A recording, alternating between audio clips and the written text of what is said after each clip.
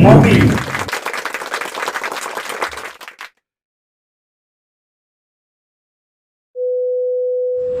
Assalamualaikum warahmatullahi wabarakatuh. Waalaikumsalam warahmatullahi wabarakatuh. Apa kabar teman-teman semuanya dimanapun Anda berada? Seperti biasa jumpa lagi tentunya bersama kita jadi di channel dalam acara Ngopi Ngobrol Beda. Seperti biasa kita akan ngobrol-ngobrol ya bro ya. Iya, Kita ngobrol-ngobrol, moga aja obrolan kita bermanfaat ya. amin, amin. Cuma nggak kayak biasanya kan. Seperti biasanya kita bertiga. Ya, mungkin sekarang kita lagi ada hambatan halangan dan lagi ada keperluan keluarga ya, Om sedang ada kegiatan yang lain gitu Iya, ya, gitu. Moga aja kegiatannya itu dilancarkan selalu tanpa ada kendala. Amin, amin. Ya teman-teman, seperti biasa kita mengingatkan sebelum kita mulai obrolan kita mensupport dan dukungannya dari teman-teman semua agar channel kita semakin berkembang, yaitu dengan cara subscribe tentunya bagi yang belum subscribe, dan juga bisa menekan tombol like, share, dan komen. Silahkan sampaikan komentar di setiap video yang kami tayangkan, ataupun bisa melalui DM di akun Instagram kita yaitu Jati Channel. Bor, ya, biasa kan kita ngobrol-ngobrol ya, tentunya kan obrolan kita moga-moga ada manfaatnya kan Ya. teman-teman semua. Nah, sekarang ini kan kita sudah memasuki bulan Maulid ya. Ya, Ya. betul. Coba kan di sini dalam artiannya kita mau ngobrolinnya Tradisi. bisa dikatakan tradisi kebudayaan, Ya. tradisi kebudayaan yang memang banyak sekali diadakan, Sejarahnya kan ya. diadakan di ya berbagai wilayah gitu. Nah kalau kebudayaan mungkin yang Boris tahu dalam artian tradisi kebudayaan pada saat di bulan Maulid itu apa nih Boris? Ya selain kita di bulan Maulid itu berkaitan ya. Yang keduanya di setiap bulan Maulid ini banyak yang merayakan Maulid Nabi Sallallahu Alaihi Wasallam, dan untuk budaya kan ini apa namanya ngabubuang itu kan, ngabubuang di dalam bulan Maulid ini. Apalagi kan di dalam satu wilayah di daerah, contohnya Bogor kan ya, di daerah Bogor ada satu kampung yang Cimande itu, bahkan di daerah situ merayakannya itu enggak 1-2 hari kan nyampe seminggu katanya. Ya betul. Kan di situ banyak acara seni budaya ditampilkan kan, seni budaya ditampilkan yang paling utama di malam hari H itu apa namanya mengubah sakan itu kan. Jadi memang kan kalau di Bogor sendiri kan khususnya ada yang disebut Kampung Sekolah Cimande ya. Itu Kampung Sekolah Cimande itu memang setiap bulan Maulid itu ada kegiatan yang namanya ngabubuang itu. ya Itu apa yang bisa dikatakan itu satu tradisi yang sudah berjalan cukup lama ya Bu? ya itu udah gimana kan, udah tradisi turun temurun juga kan, apalagi udah beberapa tahun kemudian, bahkan nggak mungkin nggak di kampung Cimande aja, mungkin yang di kampung-kampung lain seperti kampung wilayah kampung Buru itu pasti hampir sama kan. Ya memang kan setiap daerah, setiap wilayah itu biasanya ada tradisi-tradisi tersendiri Iya, itu kan dalam apa namanya menjalankan kegiatan kebudayaannya itu kan. Ya salah satunya pada saat di bulan Maulid ini kan. Ya karena kan kalau bulan Maulid ini kan yang sama-sama kita ketahui itu adalah memang di mana bulan yang memang begitu sangat istimewa ya, begitu sangat istimewa yaitu dikatakan itu adalah sampai sejarah istilah itu kan Rasul dan seperti itu. Nah, itu ya mungkin kan makna dari ngabubuang itu bagaimana kita ikut bisa dibilang itu merasakan apa namanya bahagia Ya, merasakan bahagia di mana pada saat ya dahulu itu naik kelahiran kelahiran Kanjeng Nabi Muhammad SAW. Tapi di balik itu maksudnya ya memang kegiatan tradisi ngabubuang ini ya khususnya mungkin yang di wilayah Bogor ini Cimande ini ya banyak sekali kegiatannya. ya betul, sampai seminggu itu kan ya, Sampai dari seni budaya Pancasilanya, terus apa mungkin satu persatu diperkenalkan lah sama kampung Bima itu tradisi-tradisi warisan leluhur itu. Ya, sampai ya seperti apa ubah Ya, umat misalkan itu. Terus kan apa berjarak bareng. Kalau dibilang berjarak akbar lah, Kang, jarak akbar itu makom-makom seperti cuma seperti ke makam ayah kan, apa namanya, ya atasnya kayak itu sama yang berkait itu kan, itu dibilangnya apa jarak akbar itu kan. tapi memang apa ternyata memang kegiatan ini yang sudah cukup begitu lama ya, kurang lebihnya itu ratusan tahun Ya. sampai sekarang itu masih terjaga ya. Mungkin karena dulunya itu pernah berpesan mungkin ya kan, seperti turun-temurun kan yang di daerah situ mungkin yang mewakilnya seperti ya mungkin anak cucunya kan itu mungkin ngikuti leluhurnya beliau. Jadi kalau hilang tradisi ini nggak tahu kenapa gitu. Jadi gila kamu orang ngilangkan budaya betul, apalagi kan 14 Minggu ini kan sering lah yang merayakan mungkin sebagai orang tenyawan kan ya, sebagai orang nggak tahu lah apa sih kamu bang itu kan, mungkin sebagai orang yang mungkin sudah termasuk untuk golongannya apa nggak tahu ya dari kecil dan diajarkan dari dulu itu mungkin yang tahu kamu bang itu seperti apa. Nah memang kan kalau acara gabungan ini kan memang identik di masyarakat juga. Ya. Mungkin kan di di daerah-daerah lain mungkin bisa dikatakan memiliki tradisi kebudayaan yang sama, cuma penamanya aja mungkin yang berbeda ya. Itu kan. Tapi kan di sini yang bisa dikatakan garis besarnya itu bahwasanya tradisi ini, tradisi kebudayaan ini itu selalu terjaga dan tidak lekang gitu kan, tidak hilang di tengah arus globalisasi, digitalisasi dan sebagainya kan, era yang disebut era modernisasi ini ya, Bro ya. Nah, itu yang memang kita patut kita juga patut berbangga, kita patut mengapresiasi. Ya tentunya kan memang tradisi-tradisi seperti ini harus selalu Kita jaga ya. Siapa lagi kan kalau kita nggak jaga, siapa lagi yang apalagi kan harus diperkenalkan dengan jiwa tersebut kita ini kan. Itu memang kan betapa pentingnya untuk menjaga warisan leluhur gitu kan dari sisi nilai budaya ini.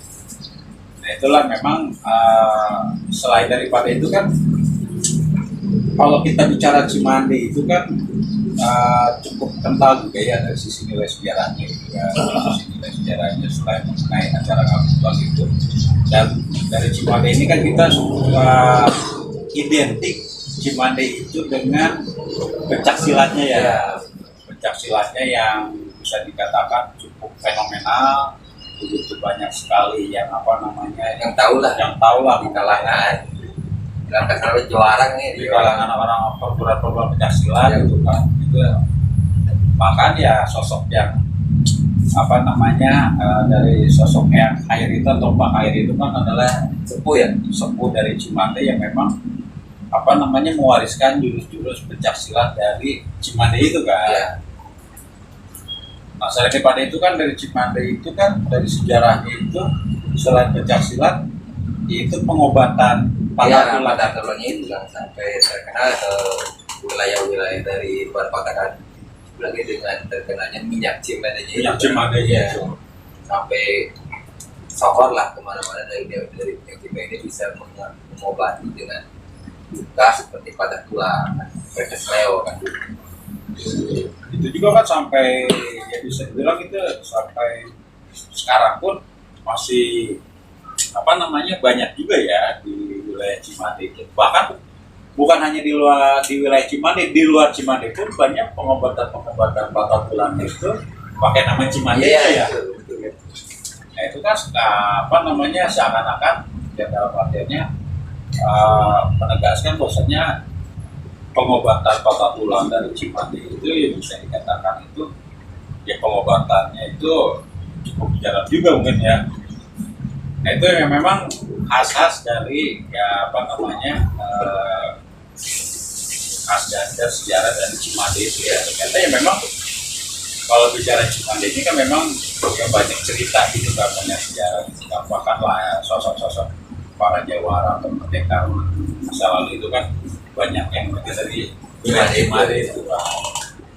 Ya kita sebutlah kan seperti yang air gitu kan, yang kayak siapa yang tidak kenal sama Mbak Air itu kan, yang makamnya itu selain di Cimande ada juga yang di Tanah Baru kan kilasannya, yang bukan di Tanah Baru, di mana di Kebun Pedas itu kan? Kebun Pedas itu yang pernah kita kunjungi juga kan waktu itu pada saat kita pernah kunjungan ke sana ya, sampai beliau pun ada penjelasan di sana. Itu kan memang bisa dibilang Pak Air itu kan merupakan tokoh juga kan, tokoh sejarah, tokoh sentral di wilayah Jawa Barat ini. Nah itu memang yang sampai sekarang itu banyak orang-orang yang coba mempelajari dan meneruskan jejak perjuangan dari yang Air ini. Ya, khususnya dalam artian mewariskan dan menjaga tradisi pencaksilat itu. Itu yang memang apa namanya generasi penerus itu yang selalu kita dijaga. Pas seperti kita berkunjung ke tempat, apalagi kita tempat tugasan yang kayak gitu kan ya, dengan rasa bangga kan kita bisa mendatangi sebuah tokoh yang kita mulai live-nya sekarang guys. ya apalagi dengan satu Yuk, selamat nonton. nama dengan Terima kasih untuk berlayar ya. Pancasila Cimande itu merasa bangga dengan datangnya kita ke tempat itu, datangnya kita berjarak ke tempat mulai itu merasa bangga dengan bisa datangnya cukup Ada kebanggaan ada sendiri ya. kebanggaan sendiri kan. Memang yang perlu apa namanya yang perlu dia bisa dibilang kegiatan seperti itu ya perlu terus apa namanya terus dijaga ya, terus dijaga generasi terus dijaga sehingga apa namanya bisa mengenal lebih dalam tokoh-tokoh tersebut ya.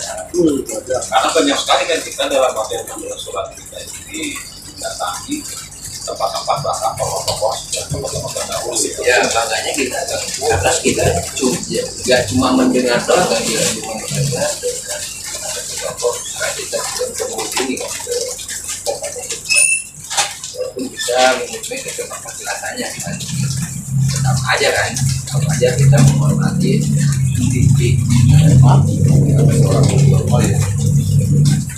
Oke. ya, walaupun kan terkadang ya apa namanya semacam simbol pertanyaan ya, pada saat itu simbol pertanyaan ketika sosok tokoh ini kenapa petilasannya bisa berada di sini ya. Nah itu ya gitu tuh.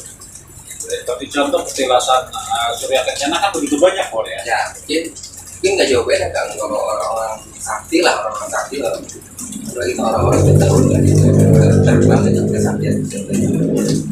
Apalagi kan mungkin salah satu aromanya ya kayak ini mungkin kan di setiap wilayah juga ada kan.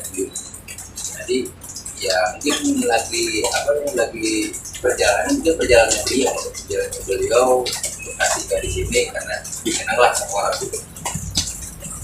Itu memang kan beda apa namanya orang dulu itu ketika melakukan satu perjalanan pernah singgah di suatu tempat, dalam persinggahan itu mungkin melakukan suatu permohonan di tempat satu ritual dan apa namanya meninggalkan satu jejak, meninggalkan satu apa namanya simbol ya, meninggalkan satu simbol sehingga itu dapat dikenang atau dapat dipelajari oleh generasi penerusnya ya.